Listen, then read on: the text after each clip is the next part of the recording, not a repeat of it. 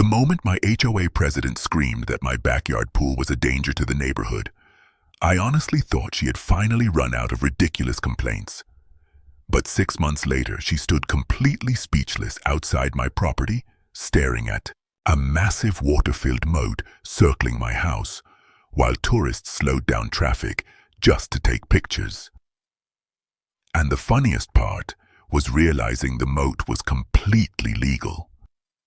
Even better, the alligators she kept reporting turned out to be the reason. The HOA eventually lost control of the entire neighborhood. My name is Trevor Lawson, and I moved into the HOA community after selling my landscaping business a few years ago. I wanted peace, quiet, and honestly, just a place where I could relax after years of non-stop work. At first, the neighborhood seemed fine. Clean streets, nice houses, calm evenings. But I quickly discovered one huge problem: the HOA president, Barbara Simmons. Everybody secretly called her Karen because she treated neighborhood rules like royal commands instead of basic guidelines. If somebody parked wrong, she complained. If a trash can stayed visible too long, she complained. One family got 3 warning letters because their kids drew chalk flowers near the sidewalk. So when I decided to install a modest backyard pool, I already knew Barbara would probably lose her mind. Still, I followed every single rule carefully. I got permits hired, licensed contractors installed, approved fencing, and passed all county inspections without problems. Everything was fully legal. The pool honestly looked beautiful too.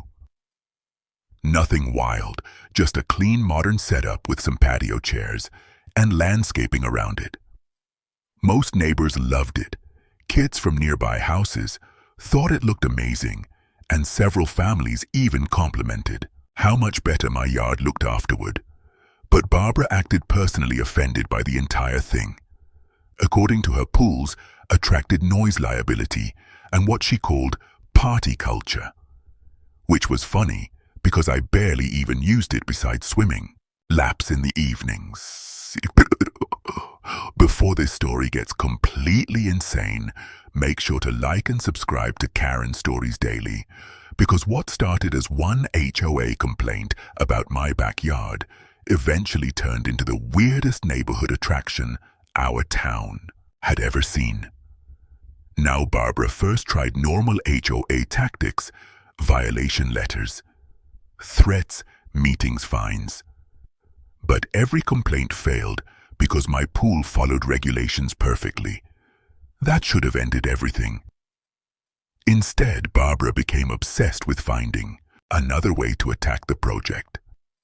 Then one afternoon, she claimed my pool technically violated updated HOA language about large recreational water features visible from neighboring properties. Honestly, the wording sounded so vague it could apply to almost anything involving water. But somehow the HOA board sided with her after weeks of pressure and approved a demand requiring major structural changes or complete removal. Several neighbors actually defended me during meetings because they knew the situation looked ridiculous. One older resident even pointed out there were decorative ponds larger than my pool throughout the neighborhood. Barbara ignored every argument completely. At that point, I realized something important. If the HOA wanted to play games with technical wording, then I could too. Now here is where things started getting weird. See, my property sat on one of the largest lots in the neighborhood because it bordered older, undeveloped wetlands behind the subdivision years. Earlier county engineers already approved limited excavation work around the property for drainage improvements.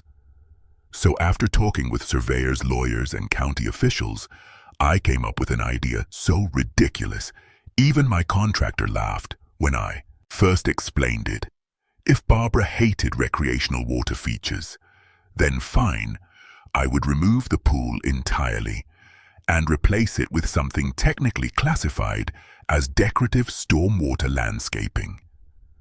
That landscaping eventually became a giant moat circling most of my property, completely legal, properly permitted, and absolutely impossible for the HOA to stop. Construction started 3 weeks later. At first, neighbors assumed I was installing drainage trenches or some kind of irrigation system. Then, excavation equipment kept digging deeper and wider every day until people realized something unbelievable was happening. The moat eventually stretched around nearly the entire property, connected through filtered water channels and lined with stone, walls, decorative bridges, and native wetland plants. Honestly, it looked incredible, like some weird modern castle surrounded by Florida swamp scenery. The neighborhood could not stop talking about it. Kids rode bikes past my house every evening just to stare at the construction. Social media groups exploded with photos. Even local news reporters contacted me, asking why I was building a moat inside an HOA neighborhood. Meanwhile, Barbara absolutely lost her mind. She filed emergency complaints with the county almost daily, but every inspector arrived only to confirm the same thing. The project followed regulations perfectly, then came the alligator incident. Now, before anybody panics, these were not giant, dangerous wild alligators roaming free around. The neighborhood, a local wildlife education company, legally provided several small rescued alligators for supervised educational events during a weekend charity fundraiser supporting wetland conservation. Temporary permits were approved and licensed.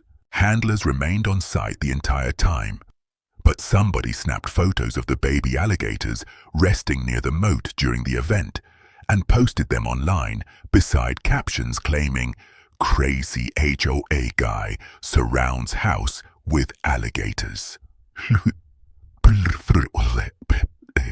Internet immediately exploded.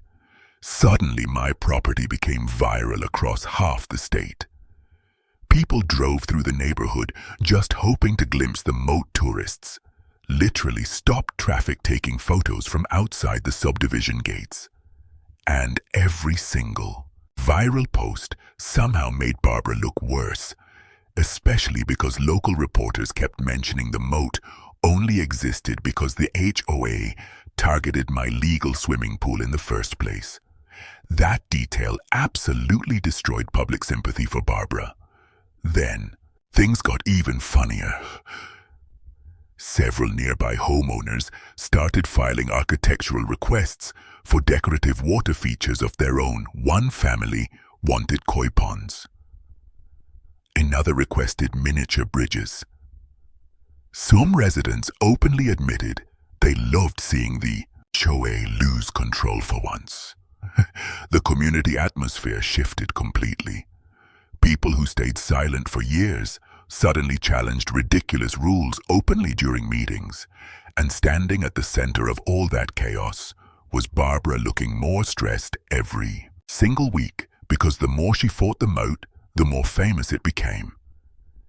Eventually, one local tourism blog even called my property the Castle House and listed it among weird roadside attractions worth visiting.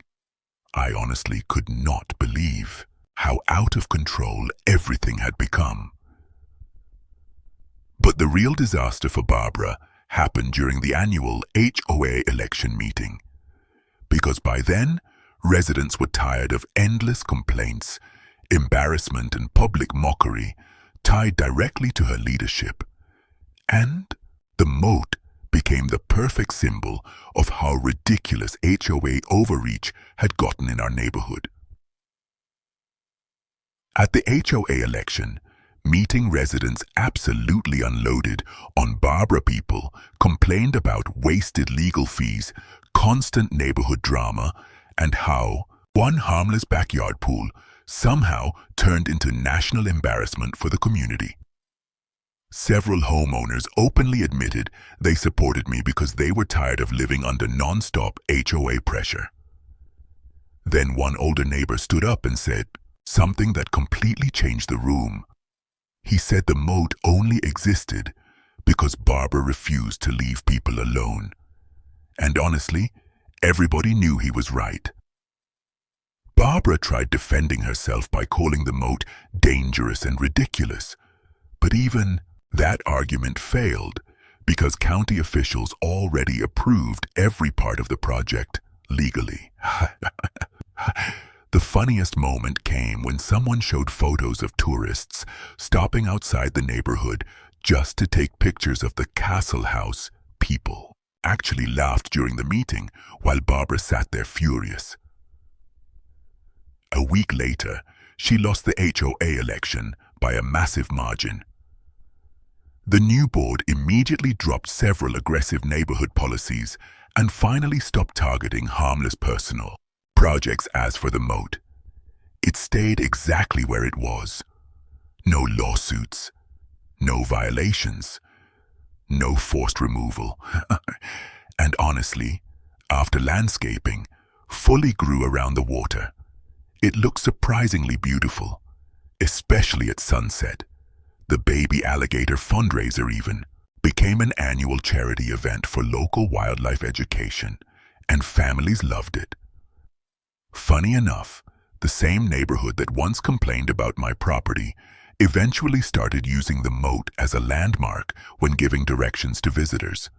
So the woman who tried banning my peaceful backyard pool accidentally created the most famous house in town. If you enjoyed this story from Karen Stories Daily, make sure to like, subscribe, comment, and share this video. And tell me, honestly, would your HOA survive living next to a legal moat with alligators?